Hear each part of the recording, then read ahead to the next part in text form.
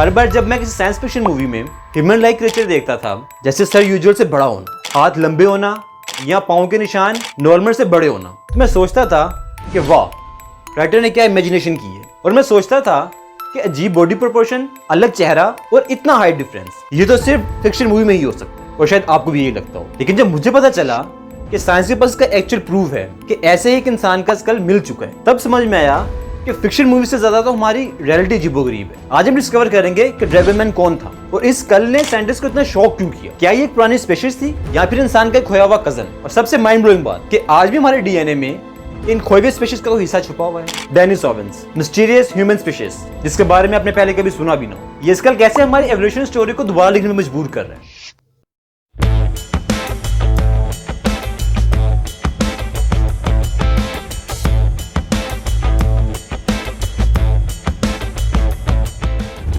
Nineteen 1933 में China के एक सिटी हर्बन में एक ब्रिज की कंस्ट्रक्शन हो रही थी और वहां एक वर्कर को जमीन में कुछ अजीब सा मिला, एक बड़ा और हैवी ह्यूमन स्कल। उस वक्त चाइना पॉलिटिकल और वॉर टेंशन से गुजर रहा था, इसलिए उस वर्कर ने उस स्कल को एक पुराने कुएं में छुपा दिया और फिर यह स्कल 90 साल तक उसी कुएं में छुपा रहा। फास्ट फॉरवर्ड 2018 में उस वर्कर की डेथ के बाद उसकी फैमिली ने इस स्कल को साइंटिस्ट को दिया और जब एक्सपर्ट्स ने इसको स्टडी किया तो लिटरली शॉक हो गए। इसकी वजह यह थी ये अब तक का सबसे बड़ा ह्यूमन स्कल है। इस स्कल का साइज तकरीबन 22 सेंटीमीटर लंबा और 16 सेंटीमीटर चौड़ा था, यानी एवरेज इंसान के स्कल से विजुअली बड़ा। और ब्रेन का साइज तकरीबन 1420 सीसी, जो आज के इंसान के ब्रेन के साइज के बिल्कुल करीब है। हमारा दिमाग यूजुअली 1200 से 1500 सीसी होता है। इसके अलावा ब्रो बोन्स बहुत ज्यादा मोटे और उभरे हुए, जो इसे एक हैवी और स्ट्रॉन्ग लुक देते हैं। और face structure wide flat face, square आई सॉकेट, पावरफुल जॉ लाइंस और ऐसा चेहरा जो फेमिलियर भी लगे और अजीब भी। साइंटिस्ट का कहना है कि ये इंसान हाइट में भी काफी लंबा रहा होगा और ओवरऑल बॉडी बिल्ड स्ट्रॉन्ग और कोल्ड क्लाइमेट के लिए अडेप्टेड थी। और इन्हीं सब अनयूजुअल फीचर्स के लिए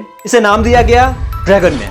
लेकिन सवाल ये उठता है कि ये एक्चुअल में था कौन? क्या ये हम जैसे इंसानों का कोई पुराना वर्जन था या फिर एक अलग ह्यूमन टाइप जिसका हमने नाम तक नहीं सुना? यही से कहानी और भी ज्यादा इंटरेस्टिंग हो जाती है। जब साइंटिस्ट ने स्कल का डीएनए चेक करना चाहा तो एक प्रॉब्लम आई कि स्कल इतना पुराना था कि डीएनए प्रॉपर प्रिजर्व नहीं हुआ था। लेकिन स्कल के साइज, शेप और फीचर्स को कंपेयर करने के बाद एक पुरानी मिस्ट्री उभरने लगी, डेनिसोवान्स। डेनिसोवान्स हमारे खोए हुए ह्यूमन कजन्स। आज से हजारों साल पहले इस दुनिया में एक तरह के ह्यूमंस नहीं रहते थे। आज हम जो हैं साइंटिफिकली में कहा जाता है होमो सेपियंस, यानी मॉडर्न ह्यूमंस, यानी आप और मैं। लेकिन उस वक्त जमीन पे और भी ह्यूमन टाइप्स रहते थे। उनमें से एक थे निएंडरथॉल और दूसरे थे डेनिसोवान्स। डेनिसोवान्स के बारे में साइंटिस्ट को पहली बार 2010 में पता चला, जब एक रशिया की केव डेनिसोवा केव, उसमें से छोटी सी फिंगर की बोन मिली। और जब डीएनए टेस्ट किया गया तो पता चला कि ना ये मॉडर्न ह्यूमंस हैं ना निएंडरथॉल, ये एक अलग ही ग्रुप के इंसान थे तो हमारे जैसे, लेकिन डिफरेंट फीचर्स और डिफरेंट जीन्स के साथ। साइंटिस्ट को ये प्रॉब्लम फेस करना पड़ी कि उनके पास सिर्फ चंद हड्डियां थी, जिससे डेनिसोवान्स का पूरे चेहरे का पता करना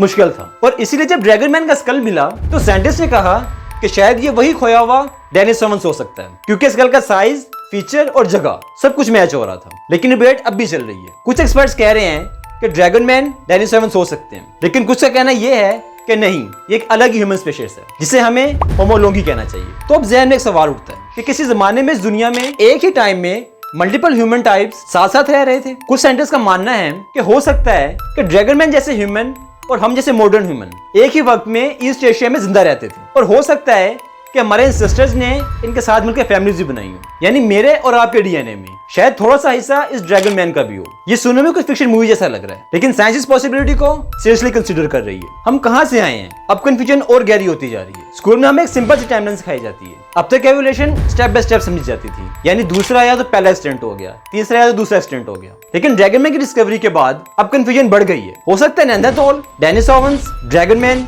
और होमो सेपियंस, यानी हम लोग सब एक ही वक्त में जिंदा थे और शायद इंटरेक्ट भी करते थे। ये क्राउडेड फैमिली ट्री है जिसमें हमेशा नई ब्रांचेस मिलती जा रही हैं और ड्रैगनमैन शायद उस ट्री की एक मिसिंग ब्रांच है जो फाइनली सामने आ गई है। अगर फ्यूचर में रिसर्चर्स ने ये कंफर्म कर दिया कि ड्रैगनमैन, डेनिसोवान्स ये एक नई और अलग स्पीशीज थी, तो ह्यूमन एवोल्यूशन का कॉन्सेप्ट बदल सकता है। जो हम ह्यूमन एवोल्यूशन के बारे में जानते हैं हो सकता है वो हाफ स्टोरी हो। ड्रैगनमैन हमें याद दिलाता है कि हम इंसान सिर्फ एक सिंपल स्पीशीज नहीं है, बल्कि हम एक कॉम्प्लेक्स हिस्ट्री का हिस्सा हैं। एक ऐसी हिस्ट्री जिनमें मल्टीपल ह्यूमन टाइप्स थे, कुछ सर्वाइव कर गए, कुछ खो गए और कुछ शायद हमारे अंदर छुपे हुए हैं। अब तो मुझे खुद पे भी डाउट होने लगा है, क्या हम वही हैं जो हम जानते हैं? और अगर ये इन्फॉर्मेशन आपके लिए इंटरेस्टिंग के साथ साथ शॉकिंग भी रही, then subscribe now. And if you like this video, hit the like and share it.